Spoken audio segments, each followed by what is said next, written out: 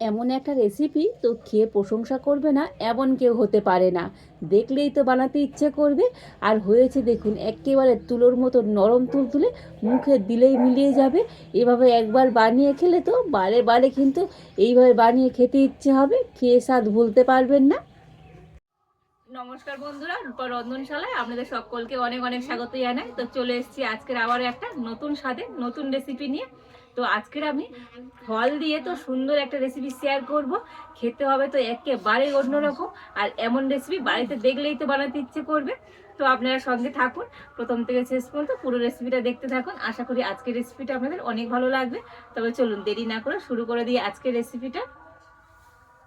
তো দেখুন, এখানে আমি একটা বাটি মাপ করে, মানে এক বাটির একটু কম নিয়ে নিয়েছি টক দই। আর এই টক দইটা আমি এখন একটা বাটিতে করে নিয়ে নেব।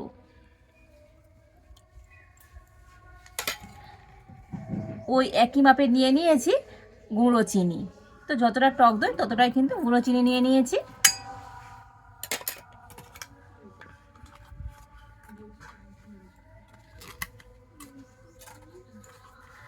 আর নিয়ে নিয়েছি বাটার। তো এই চামচের ভর্তি ভর্তি আমি 1 চামচ বাটার দিয়ে দিচ্ছি। দেখুন, তবে তো এটা গলা নেই, গলা বাটার হলে কিন্তু এখানে 2 চামচই বাটার হবে।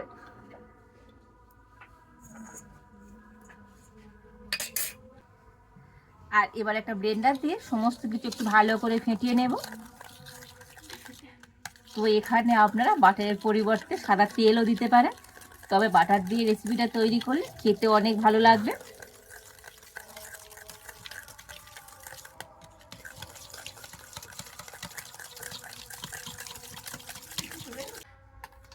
তো এখানে চাইলে আপনারা গোটা চিনি নিতে পারেন, তবে গোটা চিনি হলে একটু সময় লাগবে, কেননা চিনিটা কিন্তু একেবারে গলিয়ে নিতে হবে এইভাবে ফেটিয়ে ফেটিয়ে।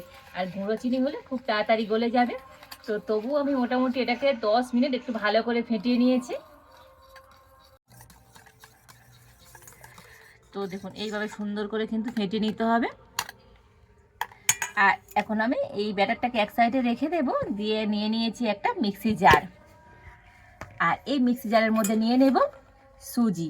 তো যে বাটি মাপ করে আমি টক দই আর চিনি নিয়েছিলাম, তো সেই একই বাটি মাপ করে এখানে আমি নিয়ে নিয়েছি হাফ বাটি সুজি। আর নিয়েছি হাফ বাটি ময়দা।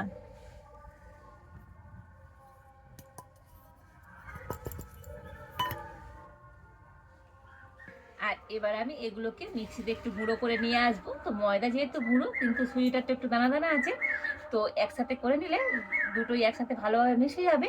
আর সুজির দানাটাও কিন্তু ভালো মতো গুঁড়ো হয়ে যাবে। তো দেখুন, সুজি আর ময়দাটা তো মিক্সিতে কিন্তু একটু এরকম গুঁড়ো করে নিয়ে চলে এসেছি। তো এরকম একটু মিহি করে গুঁড়ো করে নিতে হবে। আর এবার আমি এই ব্যাটারের মধ্যে এই সুজি আর ময়দার মিশ্রণটা নিয়ে দিয়ে দেব।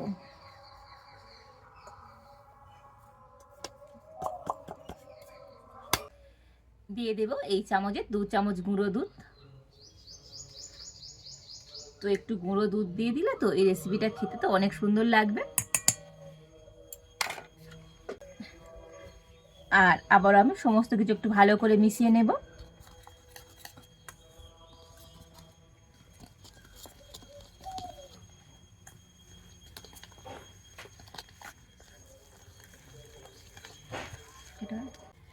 তো দেখুন, সমস্ত কিছু মিশিয়ে নিয়েছি, তবে ব্যাটারটা কিন্তু অনেকটাই টাইট আছে।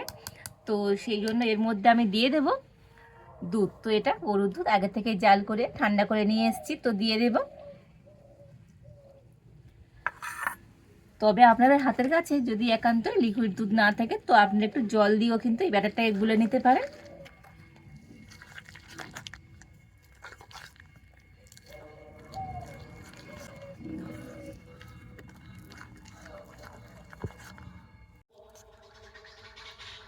তো দেখুন, সমস্ত কিছু দিয়ে ব্যাটারটাই কিন্তু সুন্দর করে ফেটিয়ে নিয়েছি।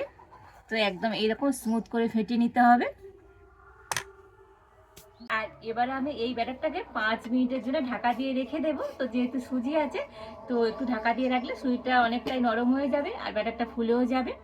আর এবারে দেখুন, এখানে আমি কয়েকটা ফল নিয়ে নিয়েছি। তো দেখুন, এখানে আমি নিয়ে নিয়েছি আঙুর, কলা আর চেরি। তো তো আপনাদের হাতের কাছে আরও অন্যান্য ফল থাকলেও দিতে পারেন। আর এবার আমি এই ফলগুলোকে কেটে নেব।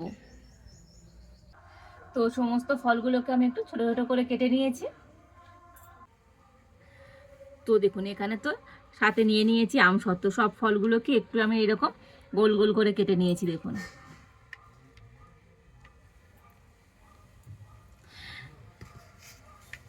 আর এবারে আমি সেই ব্যাটারটা থেকে ঢাকাটা খুলে নেব। তো দেখুন আগের থেকে ব্যাটারটা কিন্তু অনেকটাই টাইট হয়ে গিয়েছে। তো দেখে বুঝতে পারছেন ব্যাটারটা কতটা টাইট হয়ে গিয়েছে। তো আরও একবার এইভাবে ফেটিয়ে নেব। তবে এই ব্যাটারের মধ্যে জল কিংবা দুধ আর কিছুই দিতে লাগবে না। ব্যাটারটা কিন্তু এইরকম একটু ঘন হবে, খুব পাতলা ব্যাটার হবে না। তো দেখেই বুঝতে পারছেন ব্যাটারের ঘনত্বটা ঠিক কীরকমই আছে। ঠিক এইভাবে করে ব্যাটারটাকে রেডি করে নিতে হবে। এবার আমি এই ব্যাটারের মধ্যে দিয়ে দেব এই চামচে 1/4 বেকিং পাউডার, আর ওই একই মাপে দিয়ে দেব বেকিং সোডা। মানে যতটা বেকিং পাউডার নিয়েছি ততটা বেকিং সোডা নিয়েছি।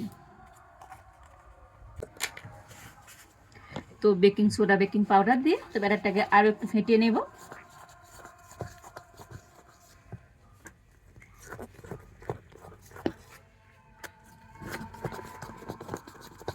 আর এইভাবে বেকিং সোডা বেকিং পাউডার দিয়ে ফেটিয়ে নিলে দেখবেন ব্যাটারটা কিন্তু অনেকটাই হালকা হয়ে যাবে আর ফুলেও যাবে। তো দেখুন বেকিং সোডা আর বেকিং পাউডার দিয়ে তো ব্যাটারটাকে আর একটু ভালো করে ফেটিয়ে নিয়েছি। আর এবারে আমি এর মধ্যে দিয়ে দেব ফল। তো কিছুটা ফল আমি এরকম একটু ছোটো ছোটো করে কেটে নিয়েছি। তো এই ফলগুলোকে ব্যাটারের মধ্যে দিয়ে দেব। আর যেগুলো এরকম বড় বড় কাটা আছে তো এগুলো আমার একটু পরে লাগবে। তো ফল দিয়ে ব্যাটারটাকে আর একটু ফেটিয়ে নেব।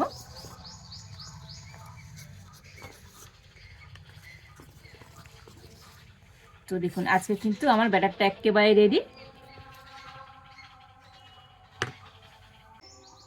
আর এবারে এখানে একটা এরকম আমি বাটি নিয়ে নিয়েছি।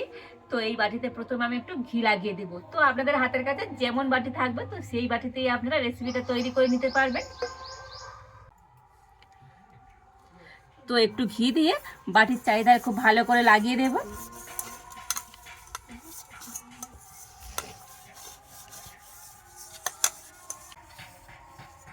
আর এবার আমি একটা খাতার পিসটা তো এই বাটির মাপ করে কেটে নিয়েছি তো দিয়ে দেব।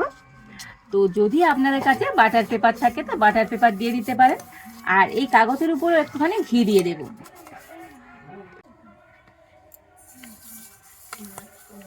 তো ঘিয়ের পরিবর্তে আপনারা এখানে সাদা তেলও দিতে পারেন।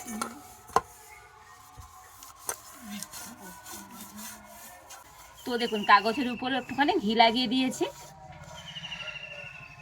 আর এবারে এখানে যে ফলগুলো কেটে রেখেছিলাম তো ফলগুলো আমি প্রথমে বাটির মধ্যে একটুখানি গুছিয়ে গুছিয়ে দিয়ে দেব।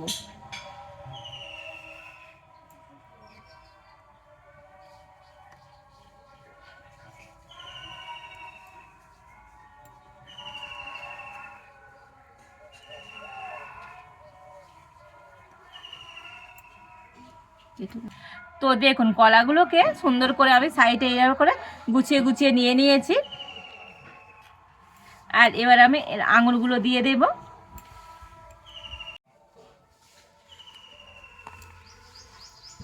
আর একটা করে চেরি দিয়ে দেব।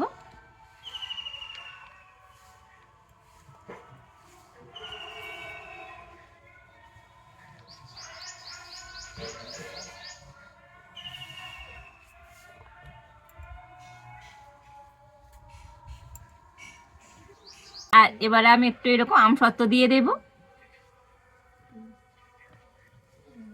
তো আপনাদের হাতের কাছে আরও অন্যান্য ফল থাকলেও দিয়ে দিতে পারেন।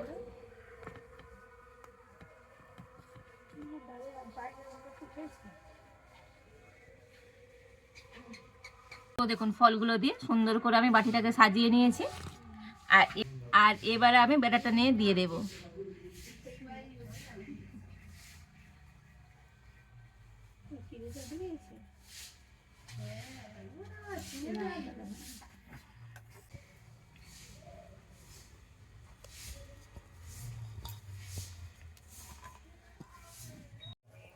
তো সম্পূর্ণ ব্যাটারটা দিয়ে একটু এরকম ট্যাপ ট্যাপ করে নেব, এতে করে ব্যাটারটা সুন্দরভাবে সেট হয়ে যাবে।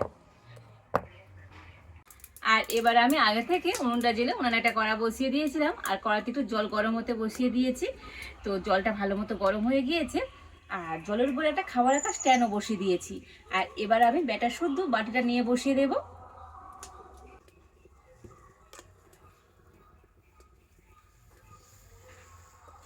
এবার আমি ঢাকা দিয়ে দেব। তো ঢাকা দিয়ে মোটামুটি আমি 15 মিনিট এইভাবে জাল দেব। তো 15 মিনিট পর আপনারা দেখাবো আজকের এই ফল দিয়ে রেসিপিটা কেমন হয়েছে।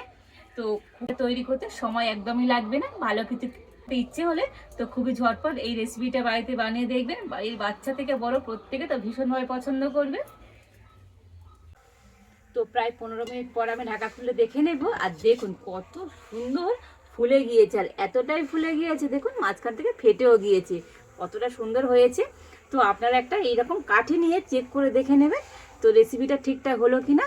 তো দেখুন কাঠির গায়েতে একটু ব্যাটার লেগে যায়নি, মানে এটা আমার একেবারে রেডি। আর এবারে নামিয়ে নেব। তো এটাকে নামিয়ে নিয়েছি, আর এবার আমি একটু ঠান্ডা করে নেব। তো ঠান্ডা না হলে কিন্তু এই বাটি থেকে ছাড়বে না, তো ঠান্ডা করে আপনাদের দেখাবো আজকের এই রেসিপিটা কতটা সুন্দর হয়েছে। তো আমি 10 মিনিট রেখে দিয়েছিলাম, আর এটা কিন্তু খুব সুন্দরভাবে ঠান্ডা হয়ে গিয়েছে। আর এবারে আমি একটা প্লেট এর উপরে দিয়ে এটাকে উল্টে দেব, আর উল্টে দিয়ে কিন্তু খুব সহজেই এটা ছেড়ে আসবে। দেখুন কত সুন্দরভাবে ছেড়ে এসছে। আর পিছনে যে আমি কাগজটা দিয়েছিলাম, তো কাগজটা এবার তুলে নেব।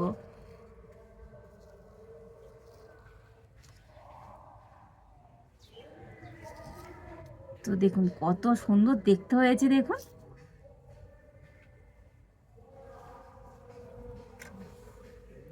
কিন্তু কত সুন্দর হয়েছে আজকের এই ফলের কেকটা। দেখতে কত সুন্দর হয়েছে দেখুন, যেমন দেখতে সুন্দর খেতেও কিন্তু দুর্দান্ত লাগে। দেখুন এতটাই নরম তুলতুলে হয়েছে, তো দেখেই বুঝতে পারছেন কতটা সুন্দর হয়েছে আজকের এই ফলের কেকটা, অসম্ভব মজার হয়েছে। আর এবারে তো কেটে একটু দেখাবো আজকের কেকটা কতটাই লোভনীয় হয়েছে।